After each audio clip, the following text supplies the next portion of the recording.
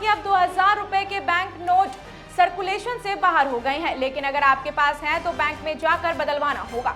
आप बैंक में जाकर इन नोटों को बदलवा सकेंगे और आरबीआई ने शुक्रवार को एक रिलीज में बताया कि 2000 रुपए का नोट का सर्कुलेशन वे वापस ले लिया गया है, लेकिन ये लीगल टेंडर बना रहेगा। 2000 रुपए का ये नोट नवंबर 2016 में लाया गया था।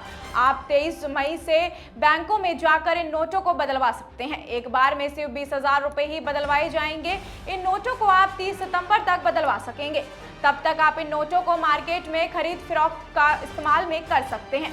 2000 रुपए के नोट को आरबीआई एक्ट 1934 के तहत सेक्शन 24(1) के तहत लाया गया था। पुराने 500 से 1000 रुपए के नोटों के बंद होने के बाद करेंसी रिक्वायरमेंट के चलते इन नोटों को लाया गया था। 2000 रुपए को लाने का उद्देश्य दूसरे नोट पर्याप्त मात्रा में बाजार में लाने के बाद खत्म हो गया था, इसलिए 2000 रुपए के बैंक नोट्स की प्रिंटिंग 2018-19 में बंद कर दी गई थी। आरबीआई ने कहा कि लोग 2000 रुपए के नोट अपने बैंक अकाउंट में जमा कर सकते हैं या फिर बैंक में जाकर इन नोटों को बदलवाया भी जा सकता है। इनके बिना किसी प्रतिबंध के सामान्य तरीके से ही बैंकों में जमा करवाया जा सकता है। 2000 रुपए के नोटों को 23 मई 2023 से बैंकों में जाकर आप बदलवा सकते हैं।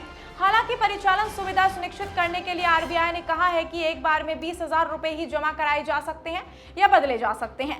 आप एक निश्चित अवधि तक ही इन 2000 रुपए के नोट्स को बदलवा सकते हैं। आरबीआई के अनुसार अभी बैंक 30 सितंबर 2023 तक 2000 रुपए का नोट बदलेगा, अर्थात आप 30 सितंबर 2023 तक इन नोटों को बैंक में जमा करा सकते हैं या बदलवा सकते हैं।